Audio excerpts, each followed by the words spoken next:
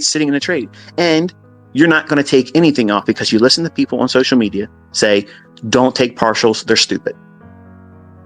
When I'm showing you every day, every week, months and years, over and over and over again, me executing with the very things that I teach. Come on now. Come on. What matters more? If you're in a court, okay, if you're sitting in front of a judge and a jury, who's going to have the more damning evidence? Somebody that's bringing the receipts showing that this is what it works like. This is execution. This is the person driving, and I'm doing it. I'm doing it every fucking day. Every week, I'm showing you exactly what I taught in those videos, and it's happening like precision. But it's also delivering the same way. When I say it's a high resistance liquidity run, it's performing exactly how I said. This is what you don't want to be pushing hard in these types of moves. Can you make money? Yes. Can you find 5 handles in those types of moves? Yes. But you have to relax. You have to relax. And you can't push. And you sure as hell need to know the bias. You can't be selling short on a day like this over and over and over again, and adding more and trying to do a bigger position because you're arm wrestling for clout and failing.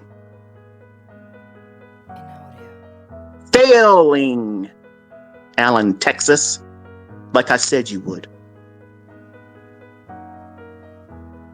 Why don't you just listen to me? I'm giving you the very things to help you, and you are fighting me. You're fighting me. It doesn't make any sense. It makes no sense. When you are in a trade and you feel high strung, when you feel like you want to turn your live stream off because you know your trade's about to shit the bed and you're going to lose more, number one, you need to stop. Take some time off. 2, you're over leveraging. And 3, you need to reassess what you're doing because you are fighting real institutional order flow and you don't know it. Market profile is not going to teach you that. Point of control is fucking useless. Depth of market, all that bullshit. Heat maps, dumb bullshit. It's useless. It's all gimmick. You don't need any of that stuff. You don't need any of it.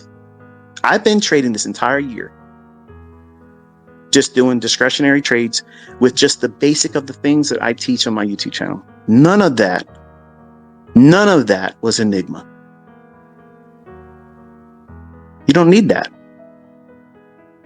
And I think that what I'm showing, they're worthwhile results, and it's not even perfect. Now, you might argue, wait a minute, like you just said on Tuesday it was going to go, barring that. But apart from that, it's just discretionary trading, sticking to just general basic rules, liquidity, inefficiencies, time of day, market structure, simple stuff that may not seem simple to you right now. But if you're in trades and you feel that tendency to want to wig out and you're uncomfortable, you're squirming, you got to get up, you're walking away from the charts, you're pacing around. Let me tell you what I used to do.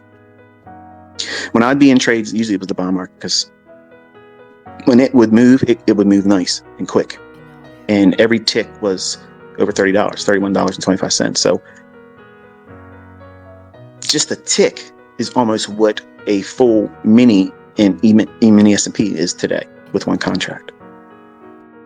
And this bond market would move around a lot. And if you got 16 ticks, you're making what 10 contracts on a mini move of one contract would deliver, or lose that per contract. So I'd be in the trade, I put the trade on, it's not moving for me. I got 11 ticks. I could bank something here, but I'm like, no, I need it to go 16 ticks. That's what I wanted my trade to be. I took this trade and I am not going to be able to move the stop loss because I was too new. I didn't know what I was doing. So I kept the stop loss exactly where it was because I was thinking, I don't want to be wrong. I don't want to get stopped out and not get my $500. What's wrong there? Number one, I'm assuming I'm right. And that's always a bad thing. 2, I'm not appreciating the fact that the stop loss is there to protect me, not a institute of pain and suffering. It's to protect you from excessive pain and suffering. That's what it's paid to do. When you put that stop loss in there and you pay the transaction cost and commissions and fees for that executed order, you paid it to do its job, which is to what? Keep the amount of money and suffering at a minimum. Whatever that order would execute at, that's what you pay it to do. Once you place the order, you don't worry about that. It's doing its job. If you are going to worry about it, then don't use the stop loss and try to time it if it goes down there, because that's the equivalent of what you're doing. So why waste any fucking time doing that? To put the trade in there and then focus on what matters most. Is the trade continuously giving you signs and signatures in price action that it's going where you want it to go? It's not giving you the broken wing tactic. You know, it's running out of steam. It doesn't have energy anymore. You know, you've been in trades where you just know that this damn thing is not going where you want it to go. But what happens? What happens? You don't take anything off. You don't close the trade and say, okay, I'm not going to waste any more emotional and psychological equity on this trade. If you're holding on to something and it's just driving you nuts, your infancy in this, or your obsessiveness, which I know a whole lot about, will prevent you from closing the trade and walking away. And knowing, here's the common sense that everybody ignores. The market's going to trade next week. It's going to have a morning session. It's going to have a PM session. It's going to have liquidity runs. It's going to have a run to inefficiencies. It's going to be all kinds of repeating things that you somehow get amnesia about. And you let the trade go into drawdown. You move your stop or take it off. Instead of taking something off when you had profit and easing that pain and growing through that pain like a child in growing pains. When I was a child, I had growing pains with my feet and my ankles and my shins. And I'm not that tall. I'm only 5'10", but you would have thought with the amount of pain I was feeling, I was going to be 6'10". I thought I was being stretched out like some medieval device. But that growing pain of going through this, you compensate for that pain by taking some of the trade off and fund yourself. Take it off. Reduce the measure of risk that you're going to hold on to. And be diligent about making sure that if you start feeling that, don't let it go to your full stop. Don't let it go to your full stop. It's simple. If you open the trade up and you're going to take a mistake of 2 full percent, as soon as you start squirming, take the trade offs that way. Whatever you have, it can't take more than 1% away from you. And if you've taken something off in partials, it can't even be a full 1% then. So what happens when you're wrong? Yeah, it was a mosquito bite. It's not pleasant. It's going to itch you over the weekend. You're going to think about, oh, it didn't work out for me. I'm going to keep going back to it, scratching it and scratching it. If you keep doing it, it's going to get infected. It's going to hold you up from doing something new and exciting and more profitable. But you have to let go of these things and identify these times where you're getting uncomfortable. You're vocalizing your frustrations. You're breathing. It shows that you're physically uncomfortable. You're agitated. You're fidgeting. I fidget with a deck of cards every time I'm trading. You can't hear it, but I have a deck of cards. I'm either doing shuffling, I'm doing one-handed cuts, I'm riffling through them. I'm doing that while I'm waiting for the setup to come. Because in my mind, I'm that sports car in neutral, the gas pedal to the floor. I'm ready to go. Just look at me. Look how many times I can get into something. Boom, boom, boom, boom, boom, boom, shotgun blast. I'm buying everything or selling everything that could have been used for entry. I could do a whole lot more entries, but I don't want to be too much for all of you. I might show something like that later on in September, October. But you don't grow if you hold on to the trade and take nothing off and remove the stop or move the stop larger. When you start trading with real money, you're going to discover something about yourself. This is the thing that hurts most people. It's usually the men. You're going to put the trade on. It's going to offer a little bit of profit. And then you're going to feel that struggling. It ain't moving. It's not moving for you. And you start worrying about what? It's going to go for my stop. You're worrying about it going to your stop instead of saying, is it showing signs that it wants to continuously moving in my favor? But no, you're not doing that. You're focusing on it's moving to my stop. You're telling yourself it's going to your stop. You're thinking it's going to your stop. But you're not doing shit about taking any of the risk off. You've abandoned the idea of studying whether or not it's giving you clues that it's going to keep moving in your direction. You totally forgot about that.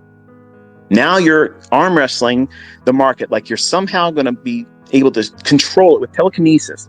You staring at the chart, you cussing at the chart, you throwing shit that you're throwing shit all around the room.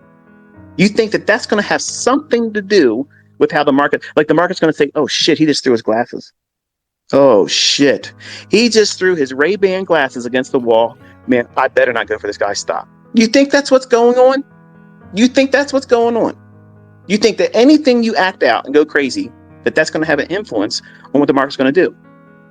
Now, clearly, right now, we're talking outside the marketplace, and you're laughing. You're probably thinking to yourself, it's true, I've been there. Maybe not throwing your Ray-Bans, but you've done something to that effect. Resisting the obvious. What you should have done is take something off or collapse the trade and just be out of the pain. You don't want to stay in those positions of uncertainty, pain, discomfort, because what you're doing is fortifying the exact reasons why you're going to be scared shitless taking the next trades when they're good. Oh man, the last time I got a girlfriend, she cheated on me, so I'm not getting a girlfriend. What the hell kind of logic is that? That's what you're doing with the market. You had one bad relationship, that you held on to a toxic relationship. The trade doesn't love you. It's okay. There's other ones out there that will. So you have to do what? Kill it. Not murder, but you have to kill the transaction. Just be done with it. And save your mental equity, your emotional equity, that psychological tug of war. You have to know when that's there. And as soon as you feel, and I felt it today in the market, it was not giving me what I wanted to see. And I was communicating in my text, in the annotation, so that it needs to go here. It needs to go right now. And it just started fluttering. So, okay, I got 5 contracts on, let me take one of them off. Do I feel any less anxiety about whether or not this is going to pan out? Not that I was freaking out, but I'm communicating the way you're going to feel it. When you have real money, whether it be your funded account, trading a demo account, because that's what they all are, or with your own money, you're going to feel this eventually. And the way you manage it, the way you press through it, is you take something off. You reduce the risk, and if there's profits, you bank some of it. And you do it again if it doesn't feel like you've overcome it. And that's what I did. I did it once, twice, 3 times. I said, okay, I'm just going to take it down. We'll take one contract and see if it can run to my target. I don't care at this point. And then being stopped out, $9,187. Wrong. I did the right thing. No regrets. That's why I typed it out. I was communicating exactly how I teach you all. I did not get what I wanted in the final piece, but I anchored with a bullet point so my subconscious remembers I did everything right. No regrets. I got stopped out with no regrets. I do this. I live this. And I teach it so that way you do the same things. You can never get to this level of precision in trade management unless you do the thing I'm teaching you to do. And that's just the bottom line. That's just the way it is. And I don't give a shit who tells you otherwise. I want to see somebody else do what I'm doing. Do that consistently. Explain it. And the logic behind why you're going to fail, why you're going to struggle, how to beat it, how to go through it. Not, well, yeah, don't use a stop loss because you might get stopped out. No, use a stop loss because you're going to get stopped out. And you want to keep the risk limited. And you're going to find out one of these days when you finally do touch an account that has real risk monetarily, you're going to have all kinds of staying power. You're going to have Viagra effect, holding on to a fucking losing trade.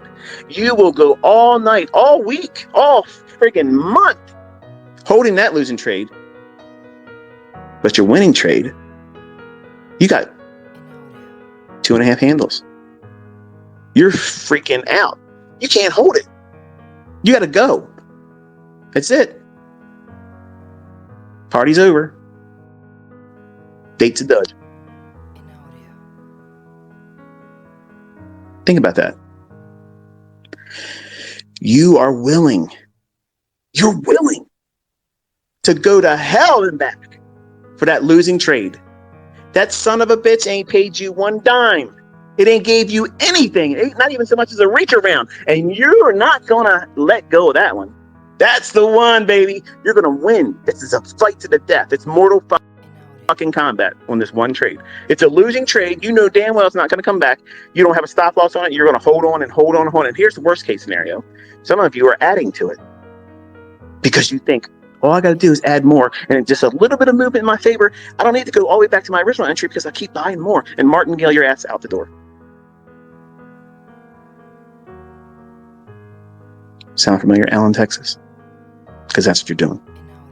There's nothing enigmatic about it.